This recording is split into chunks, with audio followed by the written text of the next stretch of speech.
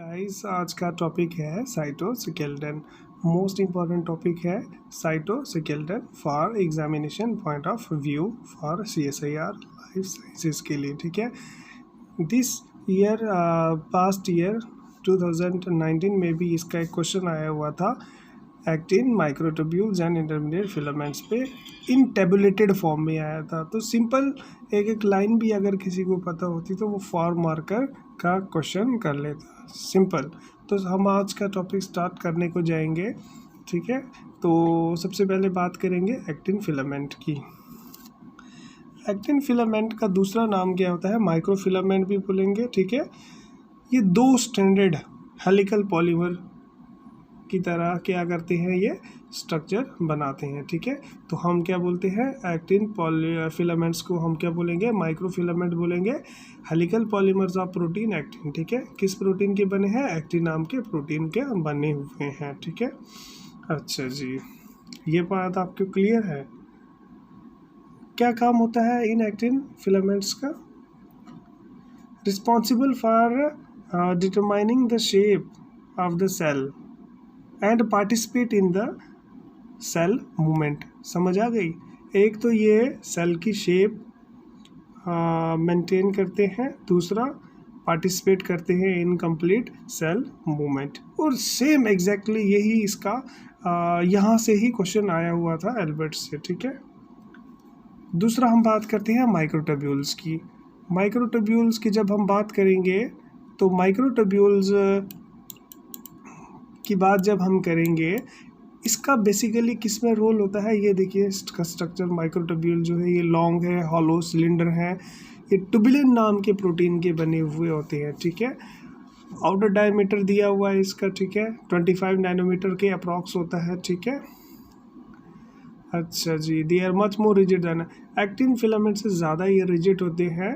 Attach to the है one end, इनका जो एक एंड है वो किसके साथ जुड़ा हुआ होता है?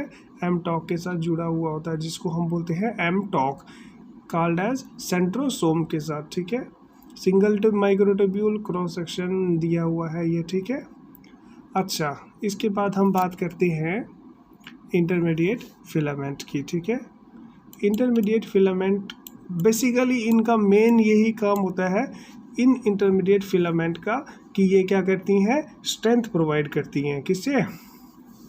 स्ट्रेंथ प्रोवाइड करती हैं। ठीक है, मैकेनिकल स्ट्रेंथ प्रोवाइड करती हैं। इनको छोड़ के कुछ ऐसे एक्सेसरी प्रोटीन्स हैं जो इन साइटोस्केलेटन फिलामेंट के साथ जुड़ते हैं और इनकी एक्टिविटी को कंट्रोल करते हैं। इन प्रोटीन्स को हम क्या बोलेंगे? मोटर प्रोटीन्स, जिनको भी हम डिस्कस करेंगे इन नेक्स्ट वीडियोस में। अच्छा गाइस, यहाँ तक समझ आ गई आपको? यहाँ पे एक दो इसके ये भी लिख लेते हैं कि इंटरमीडिएट फिलामेंट जो होते हैं ये रोप लाइक फाइबर्स होते हैं। डायमीटर ऑफ इतना 10 nanometre. They are made up of intermediate proteins के बने होते हैं। ठीक है, बस ये इतना भी फंक्शन अगर आप याद रखेंगे इसका तो ये सफिशिएंट है। नेक्स्ट आप प्रॉपर्टी की बात करेंगे एक्टिन एंड माइक्रोट्यूब्यूल फिलामेंट्स की। जब हम बात करेंगे एक्टिन फिलामेंट की प्रॉपर्टी के बारे में, वो ATP के साथ इंटरेक्ट करेंगे। ठीक है, जब हम माइक्रोट्यूब्यूल्स की बात करेंगे वो GTP के साथ इंटरेक्ट करते हैं। ठीक है,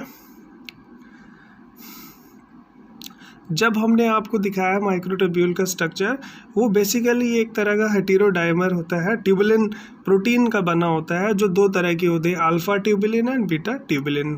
ठीक है, और उनके बीच में आपस में कौन सी इंटरेक्शन होती है? नॉन कोवलेंटली इंटरेक्शन होती है। ठीक है, अल्फा जो होता है माइक्रोट्यूब्यूल का वो GTP के साथ इंटरेक्ट करेगा और विच इज़ नॉन हाइड्रोलाइजेबल, मतलब उसकी हाइड्रोलिसिस नहीं होती है। ठीक है, जब हम बात करेंगे किसकी? बीटा सब यूनिट की, वो भी GTP के साथ इंटरेक्ट करेगा एंड इज़ हाइड्रोलाइजेबल।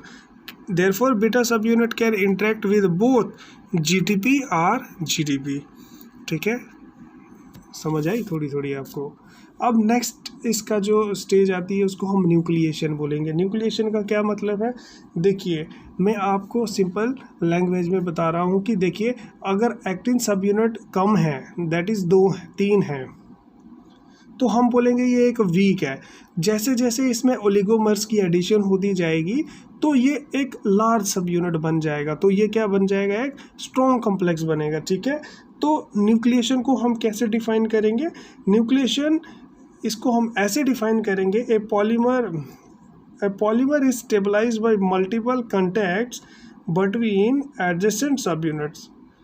कहने का ये मतलब है कि the 2 actin molecule involves a weak interaction. मान लो ये 2 एक्टिन के मॉलिक्यूल है, इनमें क्या है, वीक इंट्रैक्शन है, ठीक है। जैसे ही हम तीसरा ओलिगोमर को हम एडिशन करेंगे तो ये जो पॉलीमर जो है ये एक तरह का एक स्टेबल बन जाएगा, ठीक है। ये ग्राफ देख लीजिएगा, ये भी इम्पोर्टेंट है, ठीक है। इसमें सबसे पहले न्यूक्लिएशन में लैग फेज दिखाई गई है, ठीक है।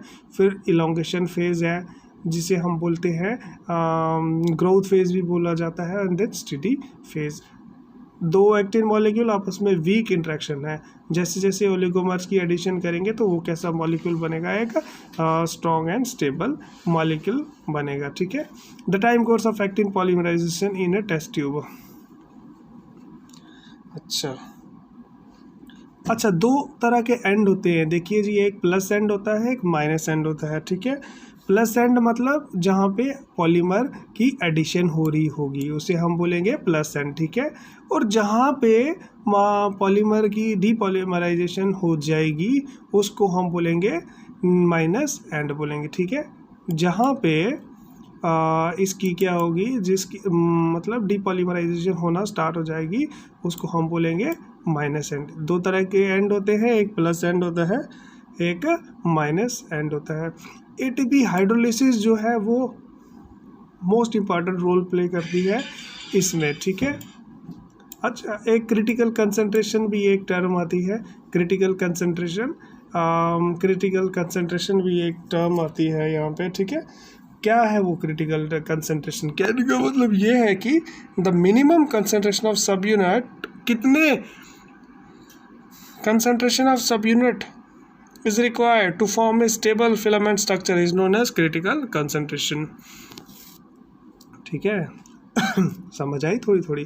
क्रिटिकल कंसंट्रेशन क्या होती है, एक्टिन मॉलिक्यूल अगर 2 हैं उनके बीच में वीक इंट्रैक्शन है और कितने मॉलिक्यूल्स की एडिशन हो रही है वो एक स्टेबल स्ट्रक्चर बनाएंगे, उसे हम बोलेंगे क्रिटिकल कंसंट्रेशन, ठीक है। देखिएगा ये टाइम कोर्स ऑफ पॉलीमराइजेशन है, ठीक है। लैग फेज दिखाई गई है यहाँ पे, ठीक है। कितना टाइम लिया इसने न्यूक्लिएशन के लिए, फिर ग्रोथ फेज है, ऑकर्स एज मोनोमर्स, कितनी एडिशन हो रही है उनको, ठीक है, जिससे फिलामेंट की इलोंगेशन होगी। और उसके बाद लास्ट में ये इक्विलिब्रियम स्टेज दिखाई हुई है यहाँ पे, ठीक है। Are steady stage is reached when the growth of the polymer due to monomer addition precisely balance the shrinkage of polymer due to disassembly back to monomer. तो ये मैंने आपको बता दिया प्लस एंड और एटीपी कैप्स क्या है और जीटीपी कैप्स क्या है, ठीक है। अब इसकी बात आती है एटीपी कैप्स क्या है और जीटीपी कैप्स क्या है, ठीक है। देखो एक्टिन मॉलिक्यूल, जैसे ही एक्टिन मॉलिक्यूल की बात करेंगे, ठीक है, एक्टिन मॉलिक्यूल्स कैरीज एटीपी, ठीक है, एटीपी को कैरी करेगा hydrolysed to ADP after its assembly in the polymer. देखिए जैसे ही एक्टिन मॉलिक्यूल है, देखिए इसमें हम समझते हैं, मान लो कि एक्टिन प्लस साइड पे एडिशन करवाता है, एटीपी को लेकर आएगा यहाँ पे, तो जैसे ही एडिशन होगी तो उसकी हाइड्रोलिसिस हो जाएगी, एटीपी से एडीपी कन्वर्सन हो जाएगी, ठीक है, एडीपी। और हाइड्रोलिसिस से क्या हो जाता है, वो वीक हो जाता है। कौन हो जाता है वीक, जो hydrolysis makes the substance weak. Hydrolysis of the nucleotide make the subunit weak and therefore it can dissociate from the polymer chain।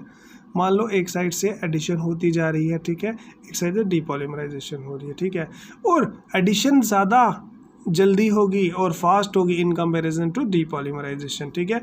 तो एटीपी कैप्स जो होता है वो क्या करता है, favours polymerisation as well as GTP cap जो है वो भी पॉलीमराइजेशन करवाता है। बस बट जब हम बात करते हैं किसकी, डीपॉलीमराइजेशन, तो डीपॉलीमराइजेशन जो है हाइड्रोलिसिस करवाता है। ट्रेडमिलिंग क्या होता है, ट्रेडमिलिंग क्या है, देखो एट ए टाइम एडिशन भी हो रही है सब यूनिट की और डिलीशन भी हो रही है, ठीक है, सब यूनिट्स की, बट फिर भी ये अपनी चेन लेंथ को कांस्टेंट रखता है, ठीक है।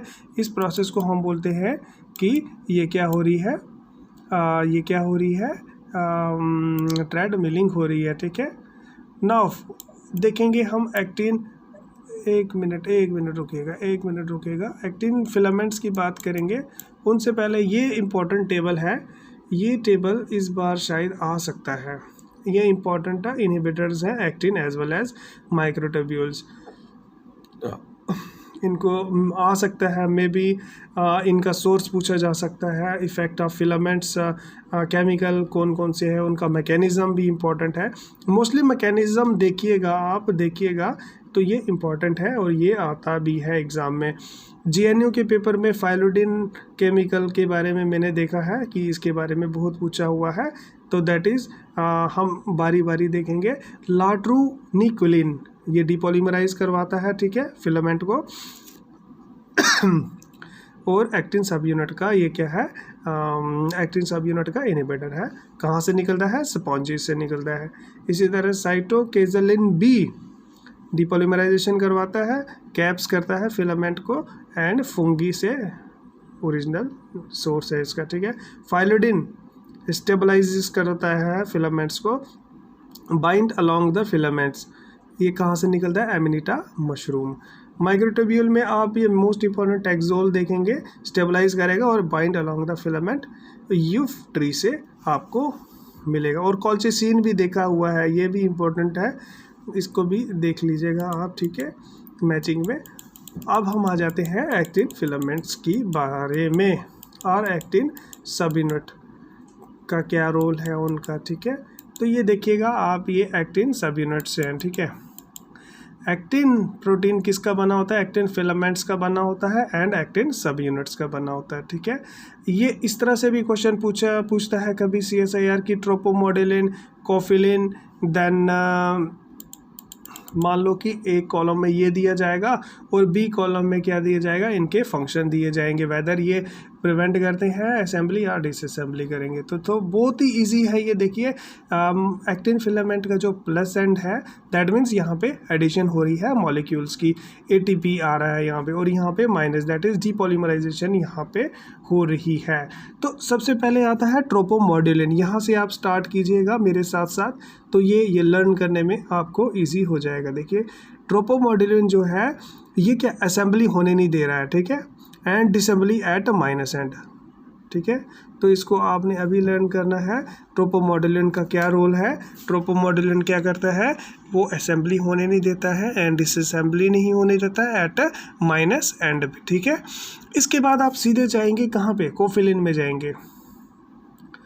ये ADP एक्टिन फिलामेंट के साथ बाइंड करेगा माइनस एंड पे, एक्सेलरेट डिसअसेंबली। तो दो मॉलिक्यूल का पता चल गया हमारे को, ट्रोपोमोडेलिन, कोफिलिन, ये क्या करेंगे, एक्सेलरेट करेंगे, प्रिवेंट करेंगे assembly and disassembly at the minus and, और ये ADP एक्टिन फिलामेंट के साथ बाइंड करेगा एंड एक्सेलरेट करेगा डिसअसेंबली। ये वाला क्वेश्चन तो देखा हुआ है मैंने, जून 2019 में आया हुआ है, इस तरह का दिया हुआ था, ठीक है। उसके बाद आप आ जाना सीधे जेलसोलिन पे। जेलसोलिन जो है वो सीवर फिलामेंट्स होते हैं, ठीक है, सीवर फिलामेंट्स होते हैं, ये प्लस एंड बाइंडिंग होते हैं, ठीक है। फिर आ जाएंगे आप कैपिंग प्रोटीन, दिख रहा है आपको, कैपिंग प्रोटीन। कैपिंग प्रोटीन जो है ये असेंबली होने नहीं देते हैं, ठीक है। ट्रोपोमाइसिन, ये प्लस एंड बाइंडिंग होंगे और ये स्टेबलाइज करवाएंगे, ठीक है, ठीक है। उसके बाद आप जाएंगे सीधे यहाँ पे प्रोफिलिन में, आपको इस सीक्वेंस में अगर आप पढ़ेंगे तो आपको भूलेगा नहीं ये, ठीक है। प्रोफिलिन भी बाइंड करेगा सब यूनिट, स्पीड अप इलोंगेशन, ठीक है। थाइमोसिन की बात करेंगे, ये भी बाइंड करेगा एंड असेंबली होने नहीं देगा, ठीक है। तो ये उतना टफ नहीं है, मोस्ट ऑफ द स्टूडेंट्स को ऐसा लगता है कि ये बहुत ही टफ टॉपिक है, तो उतना टफ नहीं है। आप इसे आसानी से याद कर सकते हैं और क्वेश्चन आपको आएगा इस बार देखना 4 मार्कर में। देखिएगा थाइमोसिन, फॉर्मिन का क्या काम है, न्यूक्लियेट असेंबली करवाएगा, remain associated with the growing plus and. देखिएगा यहाँ पे प्लस एंड के साथ जुड़ेगा ये, एंड क्या करेगा, न्यूक्लियेट की असेंबली करवाएगा। ठीक है, ARP23 कॉम्प्लेक्स ये भी आया हुआ है। ठीक है, ARP ये देखिएगा यहाँ पे फॉर्मिन के मैंने बता दिया, ये न्यूक्लियर असेंबली करवाएगा and remain associated with the growing plus and. उसके बाद ARP23 कॉम्प्लेक्स, इसका क्या रोल है, ये भी असेंबली करवाएगा और ये फॉर्म में web and remain associated with the minus end. ठीक है, तो ये 6-7 प्रोटीन्स हैं, इनका आपको पता होना चाहिए, ये एग्जाम में आते हैं। ठीक है, ERM, ये देखिएगा ERM की बात करते हैं, ये किसके लिए रिक्वायर्ड है, ये सेल पोलैरिटी के लिए रिक्वायर्ड है। ठीक है, participate in exocytosis and endocytosis में किसका काम है, ERM का। ठीक है, और ये जुड़ा होता है वाया किसके साथ, एक्टिन फिलामेंट के साथ जुड़ा हुआ होता है, bye means of C terminal के साथ ये जुड़ा हुआ होता है। ठीक है, आप एक चीज़ याद रखना, CD44 is a receptor for hyaluronan में भी समटाइम्स कभी आ जाता है, ये छोटा सा क्वेश्चन है। ठीक है, स्पेक्ट्रिन ये RBCs की मेम्ब्रेन पे प्रेजेंट होता है। ठीक है, और 2 अल्फ़ा 2 बीटा सब यूनिट का बना हुआ होता है ये। ठीक है, अच्छा जी, ठीक है, तो इतना ही इम्पोर्टेंट है, इसका ज़्यादा नहीं है ये। ठीक है, सॉरी, अब हम बात करेंगे किसकी, एक्टिन फिलामेंट के बारे में तो आपको पता चल ही गया। ठीक है, ये क्या दिया हुआ है, कुछ नहीं दिया हुआ है। ठीक है, अब हम बात करेंगे किसकी, माइक्रोट्यूब्यूल फिलामेंट्स एंड सब यूनिट्स की बात करेंगे हम अभी। ठीक है, तो गाइस आपको अभी तक तो जो मैंने ऊपर से बताया ये समझ में आया होगा शायद। आप इसे एक बार अल्बर्ट्स की बुक से देख लेना, मैं होप करता हूँ कि आपको ये तुरंत एक रीडिंग मारनी है आपने, बस आपको ये समझ आ जाएगा। ठीक है, तो अभी मैं बताऊंगा आपको। ठीक है, माइक्रोट्यूब्यूल्स के बारे में, माइक्रोट्यूब्यूल्स का स्ट्रक्चर कैसा है और उनके सब यूनिट्स के बारे में बताऊंगा। वेट कीजिएगा, 1 मिनट लगेगा, 1 मिनट, कहाँ गया, आजा जल्दी। माइक्रोट्यूब्यूल्स, आजा आजा आजा आजा आजा आजा आजा 1 मिनट दीजिएगा मुझे, 1 मिनट दीजिएगा मुझे, 1 मिनट। देखिए जी, आ गया जी माइक्रोट्यूब्यूल्स। बीटा ट्यूब्यूलिन प्रोटीन का बना हुआ होता है। ठीक है, एक प्लस एंड होता है इसका और माइनस एंड होता है। प्लस एंड में क्या होगा आपको पता ही है, एडिशन होगी, माइनस एंड में डिपॉलीमराइजेशन होती है। ठीक है, तो एमटॉक के साथ जुड़े हुए होते हैं, वो तो मैंने आपको बता ही दिया। ठीक है, GTP ट्यूबुलेंट डाइमर। अच्छा जी, एक चीज़ आपको बतानी है, रह गई है बस, उसके बाद ये साइटोस्केलेटन ख़त्म हो जाएगा। तो उतना मुश्किल नहीं है फ्रेंड्स, आप कोशिश कीजिएगा ये साइटोस्केलेटन प्रिपेयर करके जाइएगा, आपको लगभग एक क्वेश्चन तो इसमें से आ जाएगा। ठीक है, 4 मार्कर में, और 2 मार्कर में भी इससे क्वेश्चन बनता है। ठीक है, तो यहाँ पे पहुँच गया, ये देखिएगा, ये मोस्ट इम्पॉर्टेंट है। ठीक है, इधर से भी क्वेश्चन आता है कभी कभी। माइक्रोट्यूब्यूल्स देखिएगा, माइक्रोट्यूब्यूल जो है ये अल्फ़ा बीटा ट्यूबुलेंट डाइमर्स का बना हुआ होता है, और उनमें कौन कौन से प्रोटीन्स इसके साथ एसोसिएटेड हैं और उनके फंक्शंस क्या क्या हैं। ठीक है, सबसे पहले हम बात करेंगे किसकी, माइक्रोट्यूब्यूल की बात करेंगे। इसमें सबसे पहले देखो प्लस एंड है, माइनस एंड। प्लस एंड आपको पता ही है, जहाँ पे एडिशन होगी यार पॉलीमराइजेशन होगी। माइनस एंड जहाँ पे क्या होगी, डिलीशन होगी, सॉरी आई मीन टू से डिपॉलीमराइजेशन होगी। ठीक है, सबसे पहले आएगा काइनेसिन 13, ये क्या करेगा, प्लस एंड साइड में बाइंड करेगा, induce catastrophic and disassembly, actually ये क्या करवाएगा, डिसअसेंबली करवाएगा। उसके बाद आप देखिएगा कैटेनिन, ये भी कोफिलिन की तरह सीवर माइक्रोट्यूब्यूल फिलामेंट्स होते हैं, प्लस एंड के साथ जाके बाइंड करेंगे। ठीक है, मैप्स की बात करेंगे हम। मैप्स ये स्टेबलाइज करेंगे किसको, माइक्रोट्यूब्यूल्स को, bye binding along the sides. ये साइड से आएंगे, इनको बाइंड करेंगे और इनकी स्टेबलाइजेशन करवाएंगे माइक्रोट्यूब्यूल्स की। एक्स मैप 215 ये क्या करेगा, ये प्लस एंड पे जाके बाइंड करेगा और एक्सेलरेट करवाएगा असेंबली, बहुत सारे पॉलीमराइज की असेंबली को ये क्या करवाएगा, एक्सेलरेट करवाएगा। ठीक है, अच्छा जी, अल्फा बीटा ट्यूबुलेंट डाइमर्स की बात करते हैं हम। एक स्टेथमिन होता है, ठीक है, प्रोटीन, ये भी इंपॉर्टेंट है। ये बाइंड सब यूनिट करेगा एंड प्रिवेंट असेंबली, ये बाइंड करेगा और ये असेंबली होने नहीं देगा। ठीक है, और गामा टुर्क की बात करेंगे हम। Nuclear assembly and remains associated with the minus and, ये माइनस एंड के साथ जुड़ा हुआ होगा एंड न्यूक्लियर की असेंबली करवाएगा। ठीक है, उसके बाद टिप्स, ये टिप्स का क्या रोल है, ये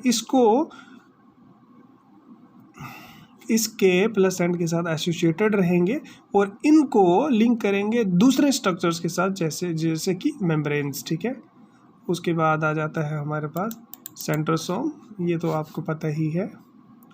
ठीक है, तो गाइस ये था टाउ प्लेक्टिन। ठीक है, ये था microtubules, intermediate filaments and actin filaments. Hope आपको ये वीडियो अच्छी लगी हुई होगी। गाइस अगर आपको ये वीडियो अच्छी लगी है तो प्लीज़ आप इसको सब्सक्राइब कीजिए, लाइक कीजिए। Thanks friends.